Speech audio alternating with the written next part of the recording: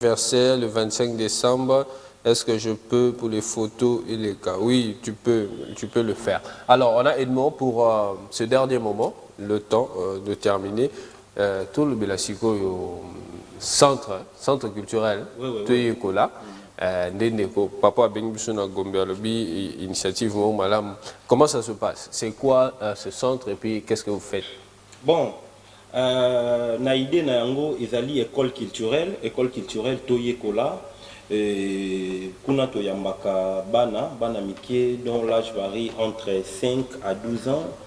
To bana to tangisa bango déjà kana lingala et to tangisa bango to za na programme na biso ne to structura to tangisa bango mathématiques mituya to tangisa bango sciences botaniques, voilà. Voilà la lingala, oui, botanique la lingala. La lingala, oui, c'est bien banzete, voilà, tout le temps ça va. Ma partie pénale, c'était tout la lingala. Nyonso, mais en fait, banzebi nyonso, et oui, peut autant isama na minoko nyonso.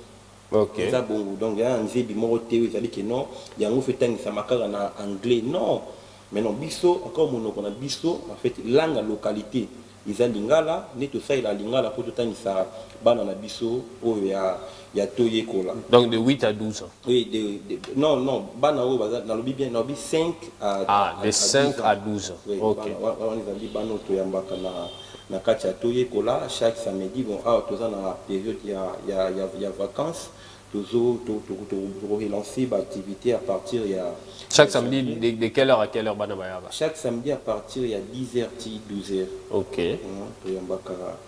To yambaka bana et to tangisaka bango biso na Kingasani na avenue Ngambali numéro 38 Kingasani ezali zela Europe voilà bokenda aéroport na commune ya Kimanse ki na Tchangu toza wana na avenue Ngambali numéro 38. Mais idée au papa après sur le but ya ko étendre on peut dans la commune ebele. Est-ce que aux en bateau travailler na bango et bien pour l'instant ezana nukaka na Tchangu?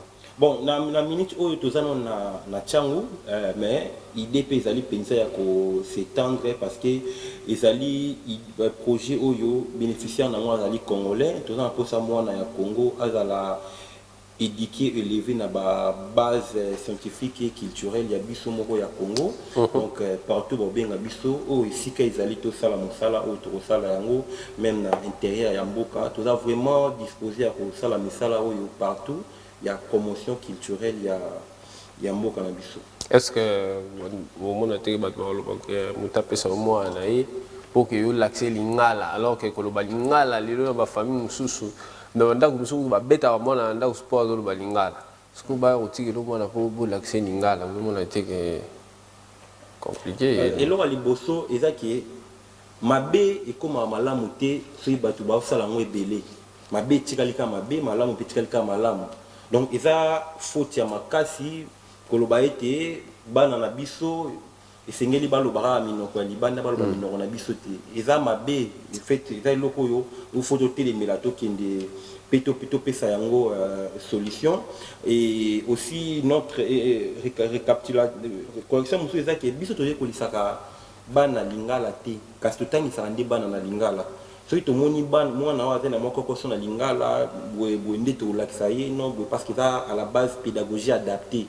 Donc tozo moi na niveau na ye pe to commissaire na niveau biso to lingi akoma ezaka loko la classe ni batangi sarabana sauf que biso to utilisera monoko o moi na ayebi malamu ezali bongo lingala. D'accord, et non un numéro de téléphone pour que bien quelque chose ça que bato bolinga ba joindre ba atteindre facilement.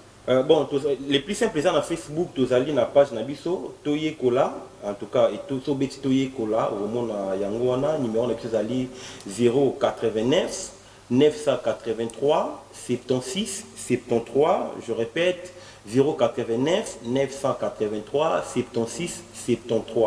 Et puis attends, il y a numéro où ils allaient afficher à l'émission, vous répétez que lukabo kota contact na biso boya na bana bayekola et biso ezali penza espace moko ouvert, c'est-à-dire que to yambara bana kotangisa na ngonga o ezali nango ofele tozo yamba bana tozo yekolisa bango na ndenge na souci kaka ya kozala libonisa pona ko ebongisa no pe évolution ya mboka na biso Congo. Donc voilà, la matière nyonso bana so ba yeba ko français, mathématiques, sciences. Français non bon, français donc mathématiques, sciences botaniques, géographie. Oui, géographie, histoire, voilà. D'accord. D'accord, ok. Merci beaucoup. Nous sommes arrivés à la fin. Salutations quand on a des pour l'année prochaine. Oui, merci beaucoup na bande réunion sur balandi surtout bengi na zui pas mal de messages bande ko lobi bazolanda biso en tout cas c'est pe singa makasi soki tozo vanda tozo beta masolo est important bo pe to mona batu bazolanda ezo sala penza kitoko makasi na mona na moni bongo kulutu na ngai ko benga kulutu shiko en tout cas na sepeli ya ndeko na ngai mon ami Elvis Sapu yepe alandi ndeko na ngai mususu Elia bandeko ebele en tout cas merci mingi na kotanga ebele te mais naza penza na esengo komona ete ozalaki wana mpona kolanda biso botondi. Voilà, Botondi, merci Edmond, Moïse, te retrouver. D'ailleurs, c'est déjà un habitué à BC Matin.